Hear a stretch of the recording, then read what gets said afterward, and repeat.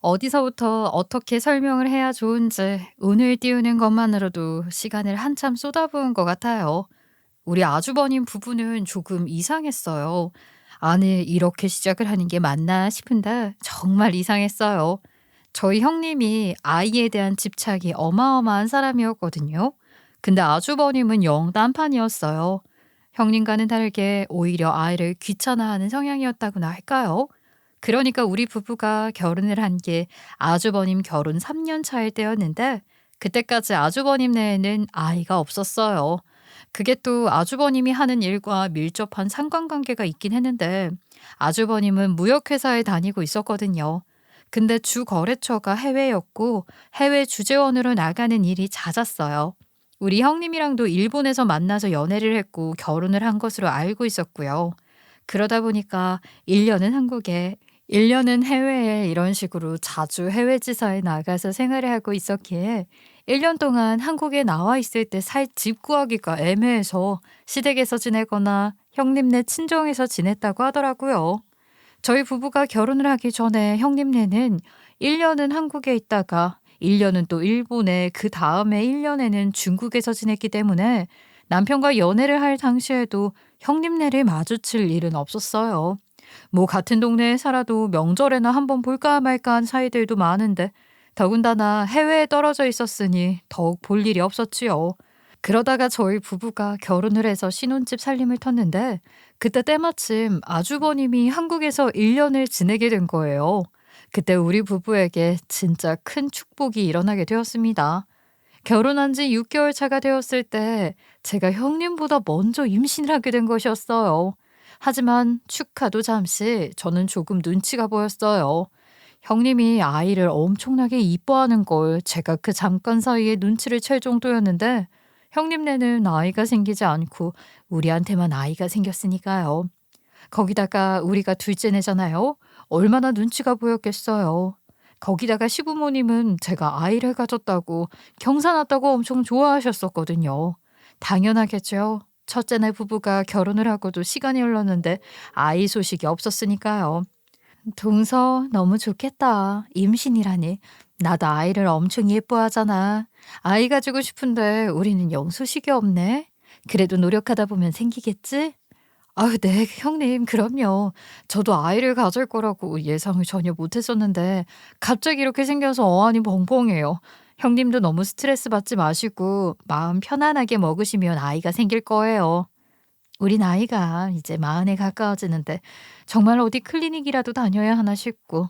근데 시험관도 애매한 게 다음에 이가 어디로 발령이 날지 몰라서 또 해외에서는 이게 법이 다르다네. 한국에 진득하게 2-3년 정도 붙어 있을 수 있으면 당장 시험관이라도 해볼 텐데 말이야.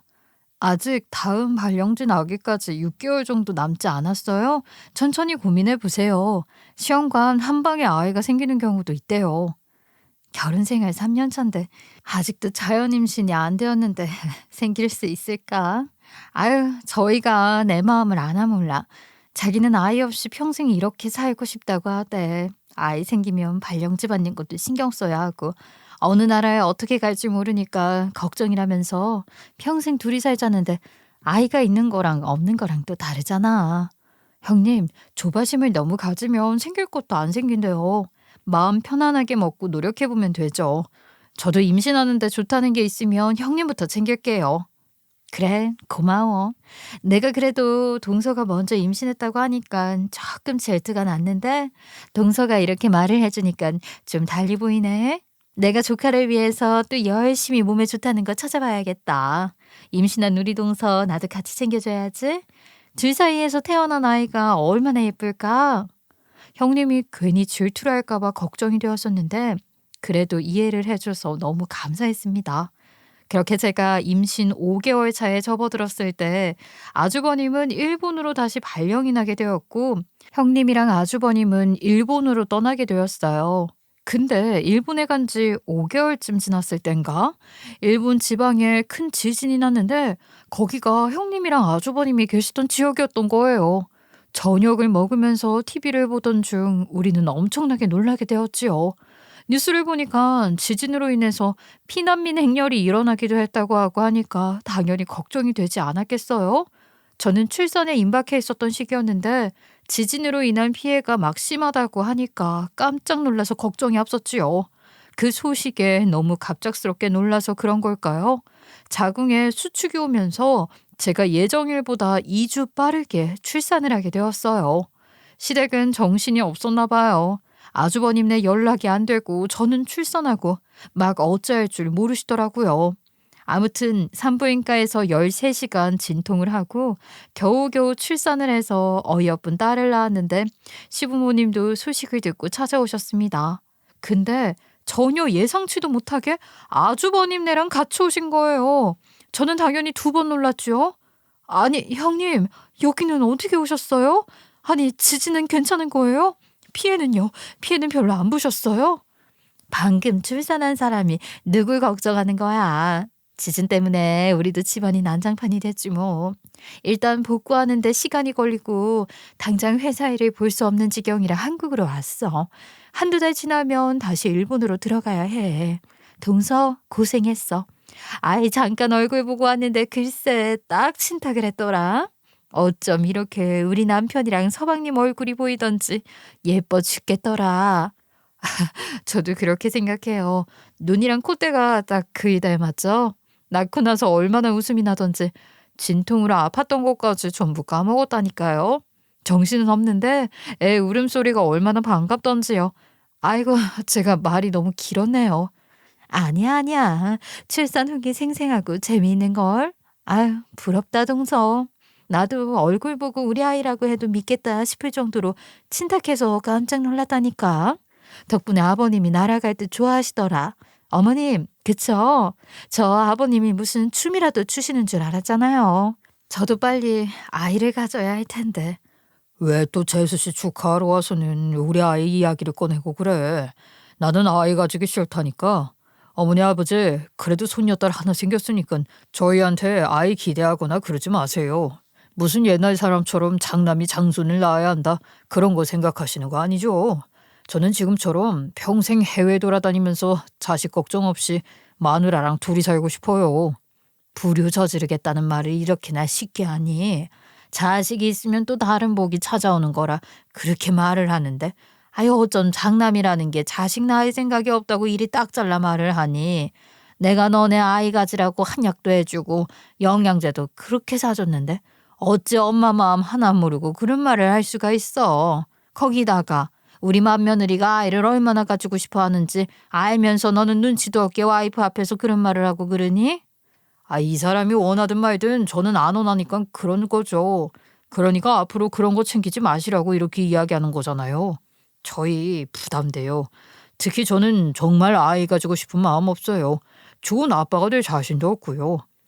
어이구, 세상에 나는 뭐 좋은 애비였냐.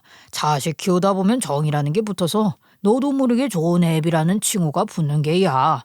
너근들 그렇게 될 줄 알고 낳겠어. 키우다 보면 다 숙달되는 거지. 아, 나는 우리 손주들이 바글바글 했으면 좋겠다. 하루빨리 너희도 자식 낳을 생각을 해. 요즘은 핵가족화 시대라서 자기 만족도가 높은 삶을 살아야 하는 법이랍니다. 저는 아이 없는 지금 삶이 아주 마음에 들어요.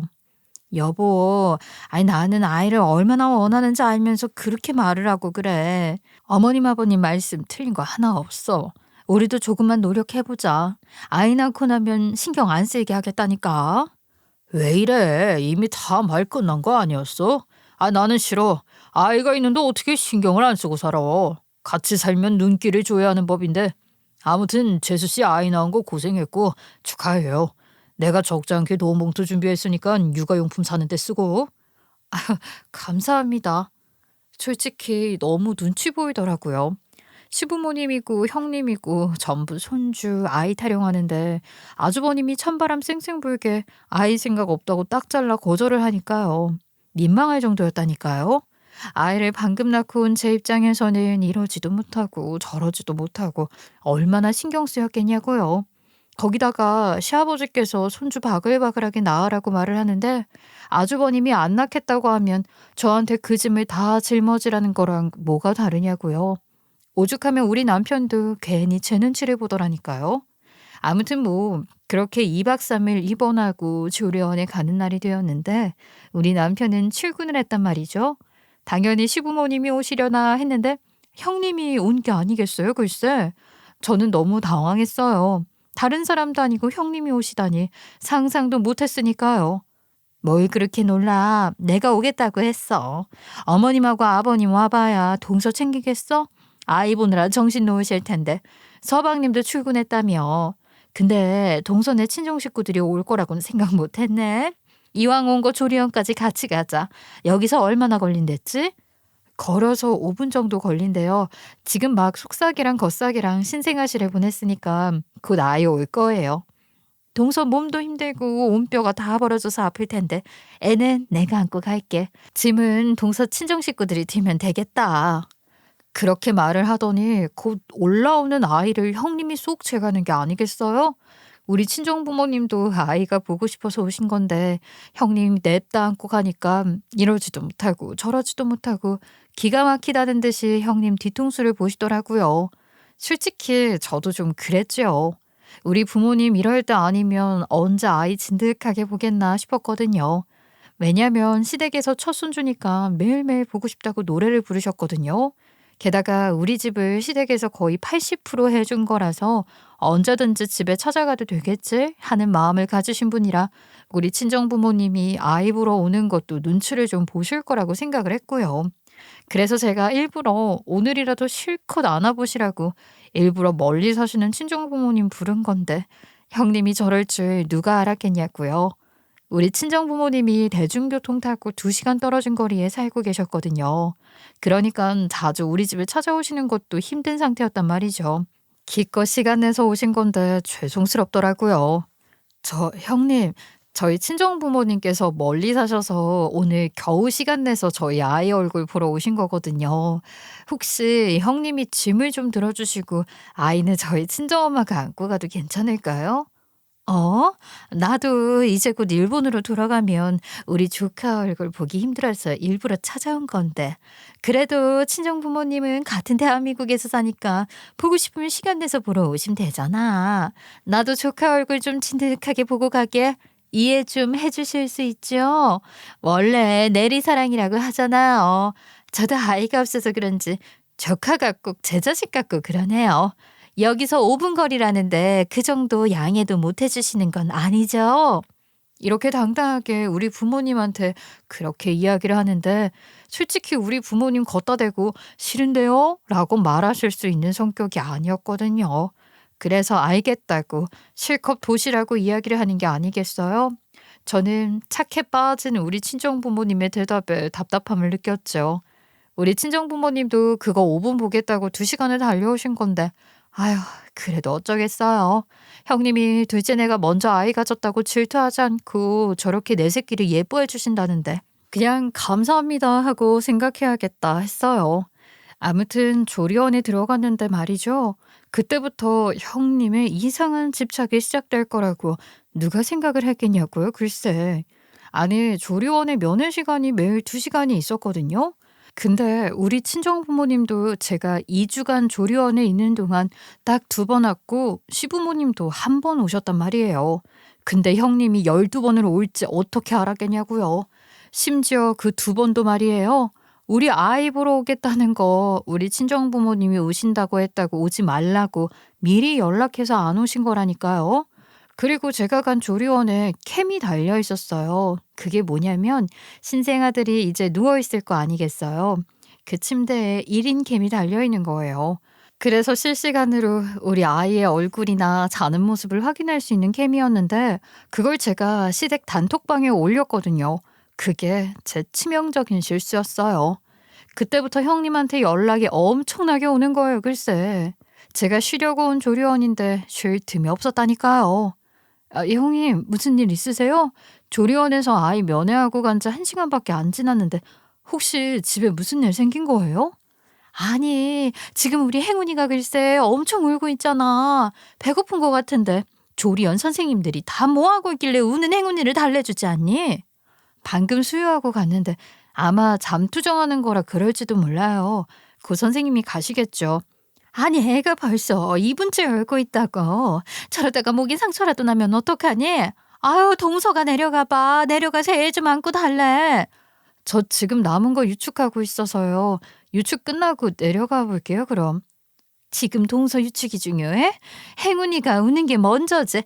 이래서 동서 조리원 나오면 애는 어떻게 보려고 그래? 아, 내가 다 걱정이다. 내가 조금만 더 있다 올걸. 형님의 간섭은 거기서 끝이 나지 않았습니다. 저는 오죽하면 형님이 무서울 지경이었다니까요. 휴대폰에 형님 이름으로 전화라도 걸려오면 경기를 일으켰어요. 오죽하면 꿈에서도 형님이 저에게 전화를 해서 잔소리를 하는 꿈까지 꿨겠냐고요. 한 번은 제가 조리원에서 마사지 받고 나서 낮잠을 자고 있는데 영상통화가 온 거예요.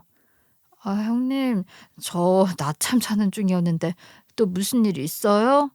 아니, 행운이가 안 보여서 혹시 동서한테 가 있나 싶어가지고 일부러 영상통화 걸었지? 우리 행운이 얼굴 좀 보려고. 행운이도 낮잠 자려나 봐요. 조리원 선생님이 안고 계셔서 없는 게 아닐까요? 동서가 좀 가봐. 행운이 얼굴 좀 보게. 내가 행운이 얼굴 보고 싶어서 가시가 다 돋친다니까. 형님, 형님 오전에 와서 보고 가셨잖아요. 저 지금 너무 졸려요. 좀 자야겠어요. 아우, 그렇게 해서 어떻게 애를 키우려고 그래. 행운이가 하루 종일 보채도 자느라 바빠서 애 못 보는 거 아니야? 걱정된다, 정말. 저는 진짜 형님이 왜 저러나 싶었습니다. 집착도 하루 이틀이지 조리원에서 몸조리하러 온 사람 배려를 할 생각은 하지도 않고 본인이 우리 아이 뭐 하는지 궁금하다고 하루에 10대 번씩 전화를 해대는데 싫지 않을 사람이 어디 있겠어요. 하물며 시부모님도 저 쉬는데 방해될까 봐 문자 한 통도 어렵사리 남편 통해서 하시는데 저는 형님네가 하루 빨리 일본으로 돌아갔으면 좋겠다고 생각을 했지요. 하지만 제 바람은 이루어지지 않았어요. 아주버님의 회사에서 2달 동안 복구 작업해야 한다고 한국에 있다가 오래 따지 뭐예요? 조리원에서 보내는 2주는 쏜살같이 지나갔고 형님에게 2주 내내 시달리다가 겨우 아이 데리고 집으로 돌아왔는데 그때부터는 미친 듯이 집에 찾아오는 거예요. 집에서는 조리원처럼 면회 시간이 정해져 있는 것도 아니니까 아침 꼭두 새벽부터 와서는 행운이는 자기가 볼 테니 저한테 집안일이나 좀 하라면서 아니 처음엔 좀 편하기도 했어요. 왜냐면 신생아를 계속 봐주는 사람이 있으니까 저 몸조리 하는데 편안하지 않겠어요? 근데 문제는 매일같이 그렇게 꼭두 새벽에 와서 우리 남편 퇴근하고 저녁 먹고 9시나 돼야 집에 가니까 점점 불편해지기 시작하더라고요. 형님이 와 계시는데 제가 속내의도 안 입고 있을 수도 없고 애랑 같이 낮잠이라도 잘라치면 자기가 잘 테니까 세탁하고 밥 먹을 준비도 좀 하고 집 청소도 좀 하라는데 아니 이게 뭔가 싶더라고요.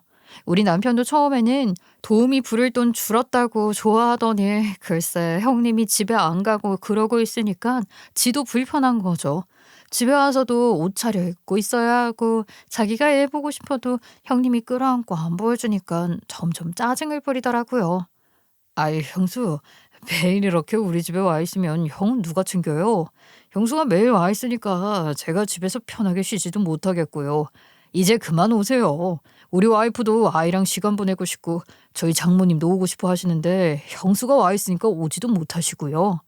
어머 서방님, 내가 와서 이렇게 도와주는데 고맙다고는 하지 못할 망정 직행령 내려요?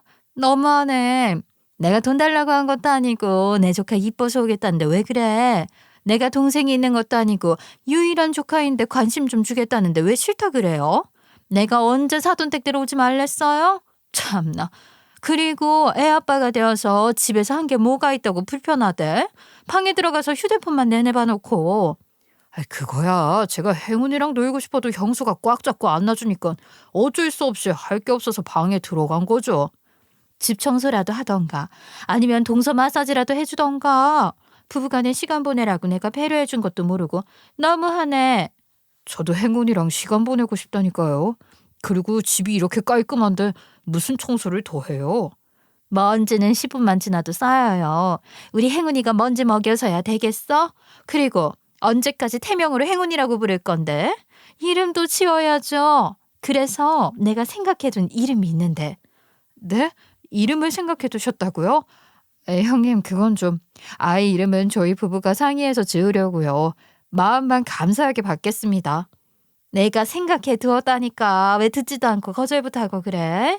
원래 윗사람이 이름 정해주는 거야. 민서 어때? 아니면 희서. 민정이나 희정이도 괜찮을 것 같고. 여자이니까. 기가 막혔죠. 제 이름이 서정이거든요. 우리 남편이 민자가 들어가면 말을 안 합니다. 우리 형님 이름이 민이에요.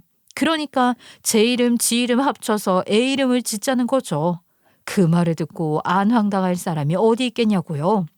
우리 남편이랑 제 이름을 합친 거면 몰라요. 아니면 뜻이라도 좋은 한자가 있으면 모르겠고요. 지 이름을 왜 끼워 넣냐고요 도대체. 형님은 박박 우기면서 무조건 민자 넣어서 짓자는 겁니다.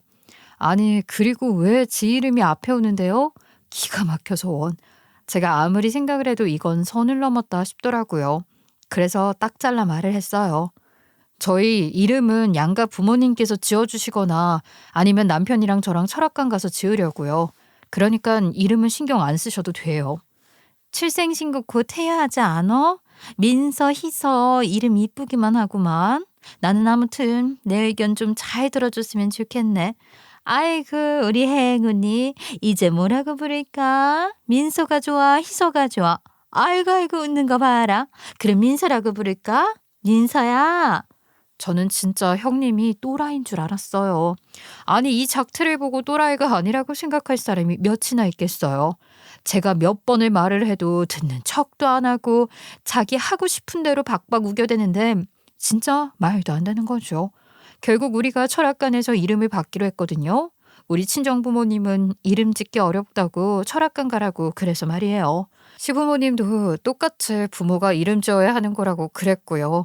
그래서 우리 아이 이름을 서윤이라고 지었습니다. 제 이름이 서정이고 우리 남편 이름이 윤호였거든요. 거기다가 서윤이라는 이름 뜻이 괜찮대요. 평서에 높은 윤으로 써서 높은 곳에서 펼치라는 뜻이 있는 거거든요. 너무 좋잖아요. 앞뒤로 구색도 맞고요. 그래서 이제는 서윤이라고 부르면 된다 이 말이냐? 아이고 이 이름도 예쁘다.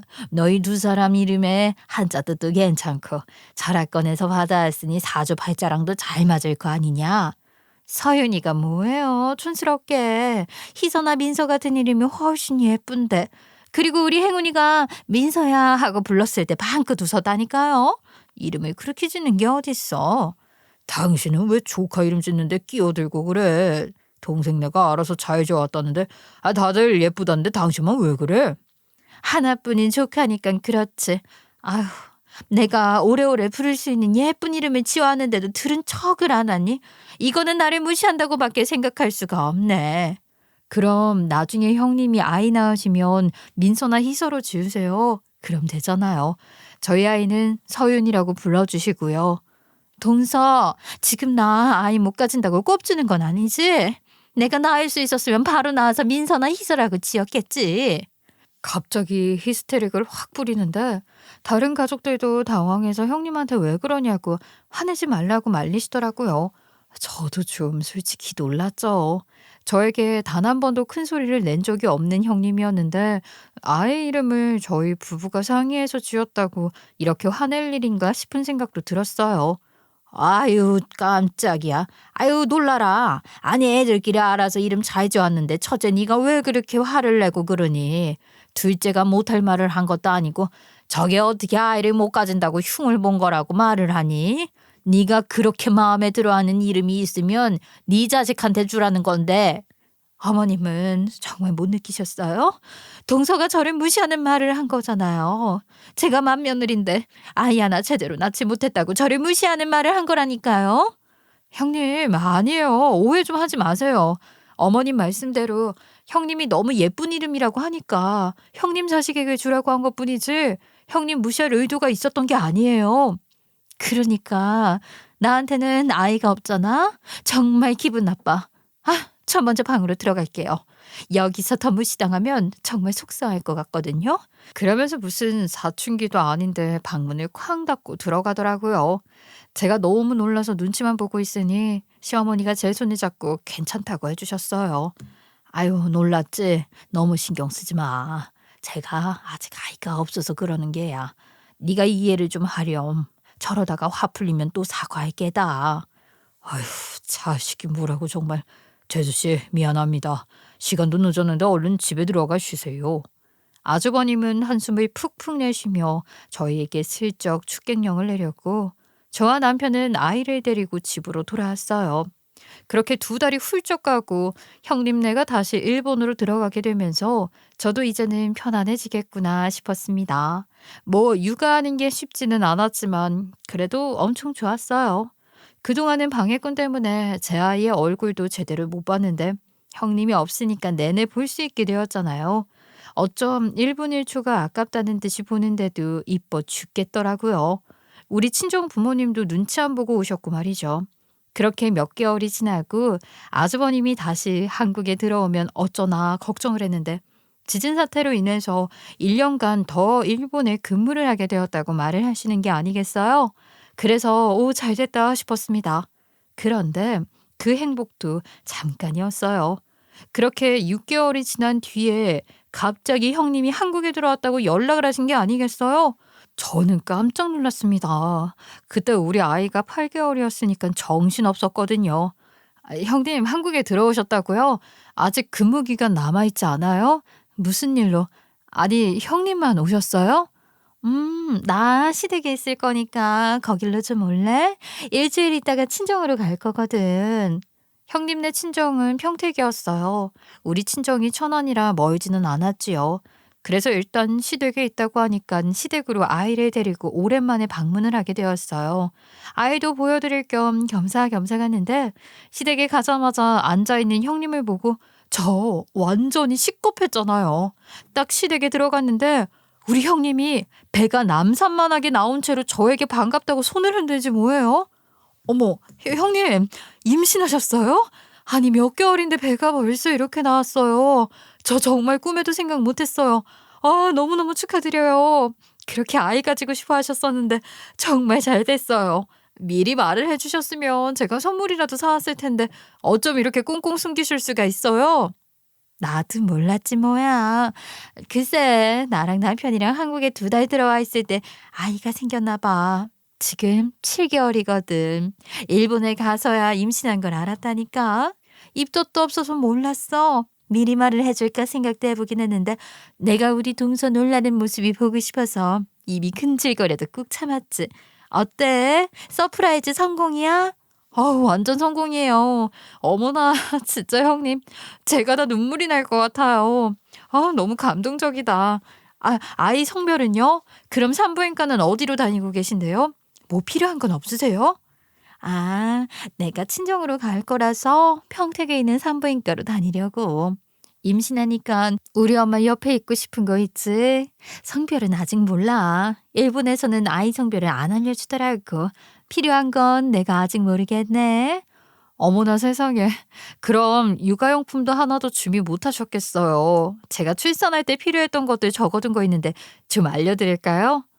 요즘 뭐 색상이 중요한가? 하얗고 까만 걸로 준비하면 되지. 남자고 여자고 그게 뭐가 중요해? 아무튼 축하해줘서 고마워. 출산은 한국에서 하고 싶어서 들어왔어. 그리고 출산 리스트 같은 거 나도 인터넷에서 보고 주문 몇 개 해두긴 했어. 괜찮아. 준비하셨으면 다행이네요. 각자 필요한 게 다르니까 형님이 잘 찾아보셔요. 아, 맞다. 그럼 아주버님은 언제 오시는데요? 몰라. 그이가 아이 싫어했잖아. 그래서 한동안은 친정에서 지내면서 다음 발령지 기다리려고. 출산 날에나 오려나 모르겠네. 지금 살짝 냉전 중이라서. 근데 좀 신기하더라고요.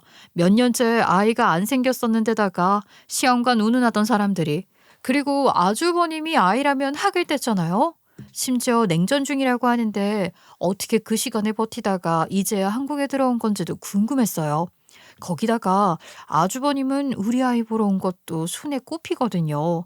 근데 자연 임신으로 아이를 가졌다? 거기다가 임신을 한 것 같다는 기간. 그러니까 한국에 나와 있는 그 2달 동안 시댁에서 지냈단 말이죠. 물론 부부 생활이라는 걸 잘 모르지만 시부모님이랑 같이 있는 집에서 애를 가졌다는 게 좀. 게다가 형님은 저희 아이 얼굴 보겠다고 매일같이 우리 집에 와 있었는데 언제? 아니, 너무 신기한 일투성이었어요. 그래도 그냥 그런가 보다 해야 했죠.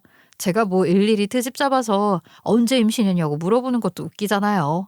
배도 나왔고 형님도 임부복 입고 있었으니 딱 임산부 같더라고요. 어찌나 배를 쓰다듬던지 그렇게 바라고 바라던 아이를 가져서 너무 행복한가 보다 그렇게 생각을 했습니다. 시댁에 있는 그 일주일 동안도 태교를 한답시고 클래식 음악 틀어놓고 시간 되면 동화책 읽어주고 아주 난리를 치더라며 시어머니가 슬쩍 흉을 보듯이 이야기를 하시더라고요. 아마 스트레스 받으셨나 봐요.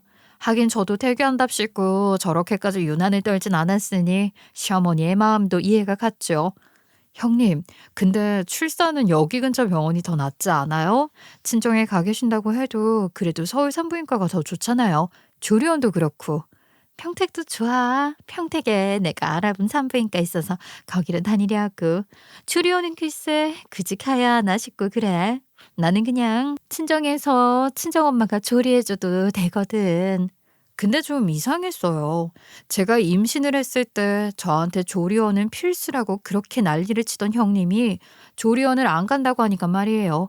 아무튼 그렇게 일주일 뒤에 형님은 시댁에서 친정이 있는 평택으로 가셨고 출산하는 날이 언제인가 손을 꼽아 기다리고 있었는데 도통 뭐 소식이 없더라고요. 출산할 때 되면 가진통도 오고 제가 아무래도 육아 선배니까 이것저것 물어볼 줄 알았는데 별 연락이 없더라고요. 그렇게 며칠이 더 지나고 시어머니가 저를 시댁으로 부르시더니 저한테 뭐를 잔뜩 사주시는 거예요. 뭔가 했더니 반찬이랑 무슨 집 같은 거랑 막 여러 개가 있었어요. 내가 글쎄 약속이 있어서 평택까지 갈 시간이 없네. 네가 가서 좀 전해주고 와줄 수 있니? 친정이 천안에 있으니까 겸사겸사 들리면 좋잖아. 네 형님이 말은 안 해도 오래 기다려온 아이니까 준비하는데 빠짐없이 했을 거라 생각하긴 하지만 그래도 내가 시험인데 챙길 건 좀 챙겨줘야지. 그렇게 시어머니 심부름을 가게 됐습니다. 천안에 먼저 들어가서 아이를 친정 부모님께 맡겨놓고서는 평택으로 가서 형님께 연락을 드렸는데 형님이 엄청 당황하시는 거예요. 마치 제가 올 거라고는 전혀 예상도 못한 사람처럼 어버버 하셨죠. 형님, 제가 지금 평택역 쪽인데 어디로 가야 할까요? 어머님이 꼭 전해주라 하셔서요. 형님이 이제 출산하실 딸 됐다고 어머님께서 신경을 많이 쓰시나 봐요. 어? 지금 평택이라고? 내가 지금 배가 아파서 산부인과에 왔는데 진통이 시작됐다고 하더라고. 그래서 곧 출산할 것 같은데 말이야. 어쩌지? 어머, 아주버님도 없으신데 어떻게 혼자 출산을 하셔요? 제가 갈게요. 산부인과 주소 좀 불러주세요. 내가 배가 아파서 지금 주소도 못 불러주겠는데? 동서 그냥 가. 내가 또 얼마나 걸릴지도 모르고. 형님, 출산은 어떻게 혼자 해요? 절대 안 되죠. 제가 가야죠. 그러면 산부인과 이름이라도 알려주세요. 아니면 위치 전송해 주시면 찾아갈게요. 그랬더니 민기적거리면서 슬쩍 산부인과 이름을 알려주시더라고요. 그래서 당장에 찾아갔지요. 가야 하지 않겠어요? 아주버님도 없이 혼자 출산하는데 얼마나 서운하겠어요. 근데 또 깜짝 놀랐잖아요. 알려준 산부인과로 찾아갔더니 글쎄 간판도 엄청 허름하고 건물도 구식인 게 아니겠어요. 아니 이런 데서 분만 진료를 본다고? 절로 그런 생각이 들 정도로 허름했어요.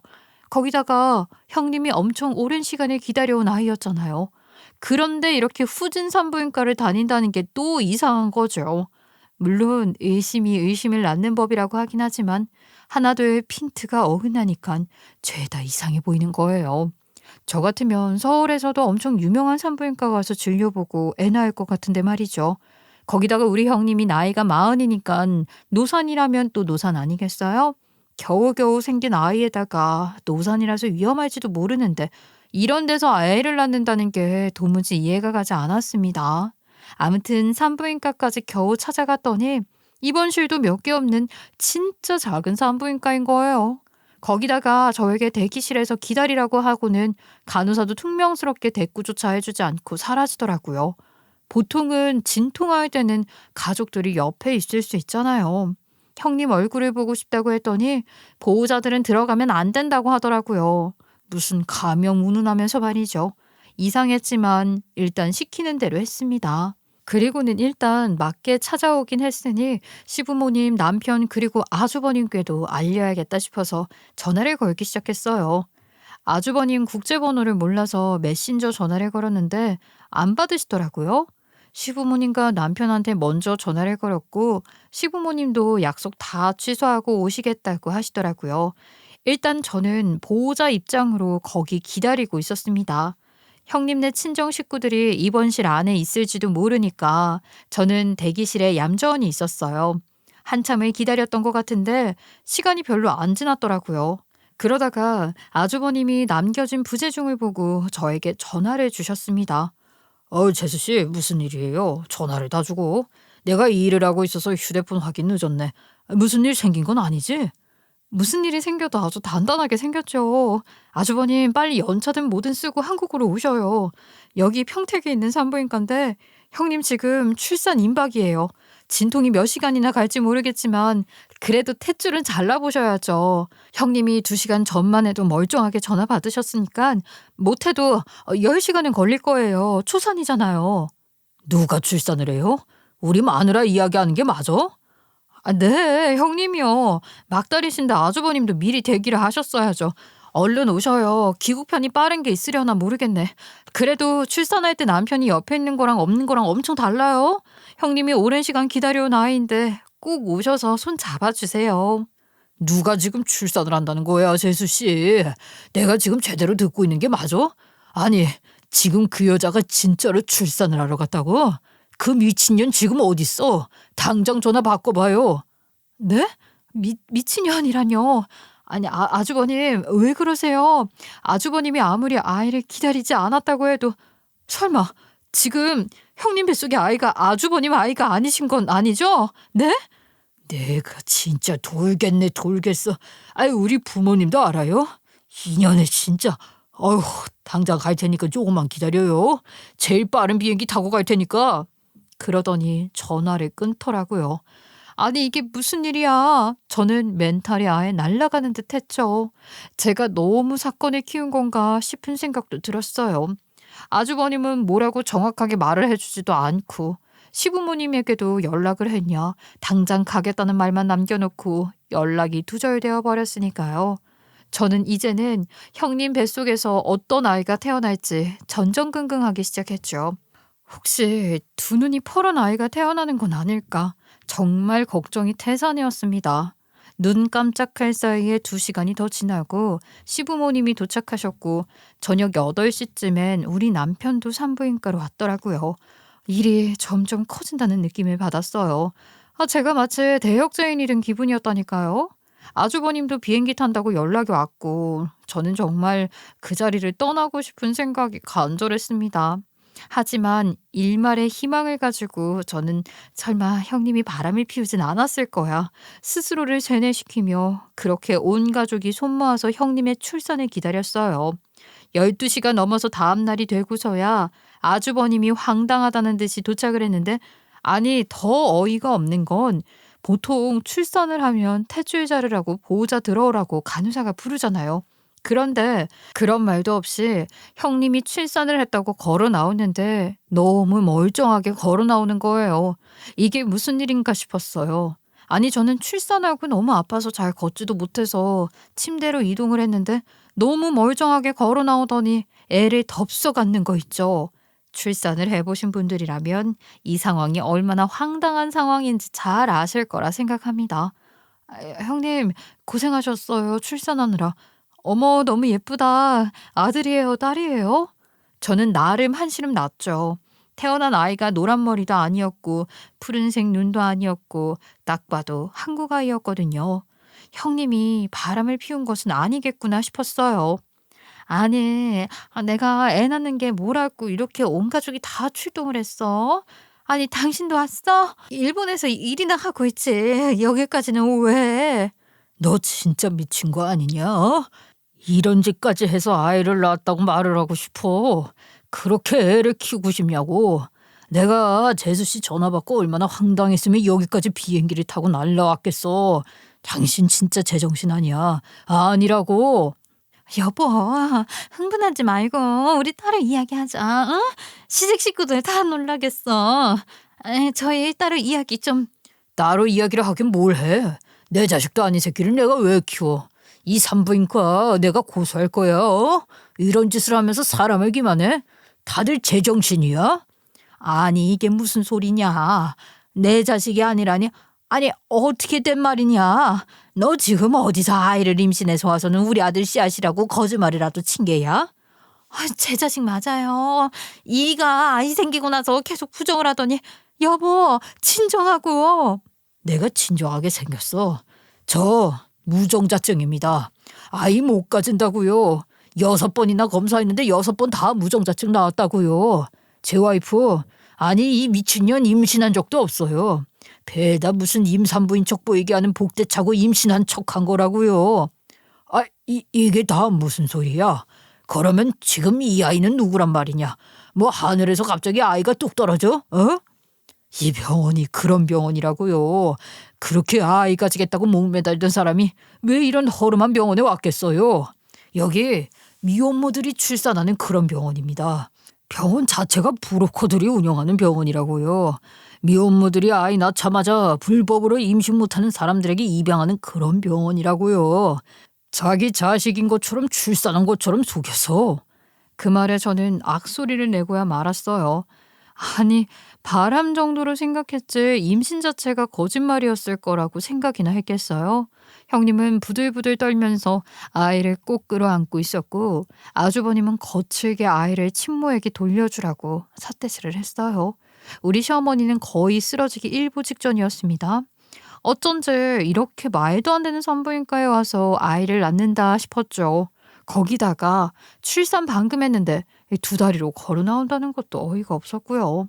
그러니까 애초에 임신했다는 것 자체가 거짓말이었고 어떻게든 아이를 키우고 싶어서 이런 쇼 했던 거라는 게 아니겠어요. 아주버님에게 일본에서 이 사실을 들켰고 헐레벌떡 한국으로 도망쳐온 것이었습니다. 내가 아이를 가지고 싶다는데 도움은 주지 못할 망정 초를 쳐? 내가 아이 키우겠다고 했잖아. 알아서 키운다고.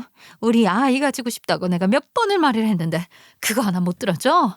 어떻게 이런 식으로 다 까발릴 수가 있어? 당신만 모른 척했으면 아무도 몰랐을 텐데.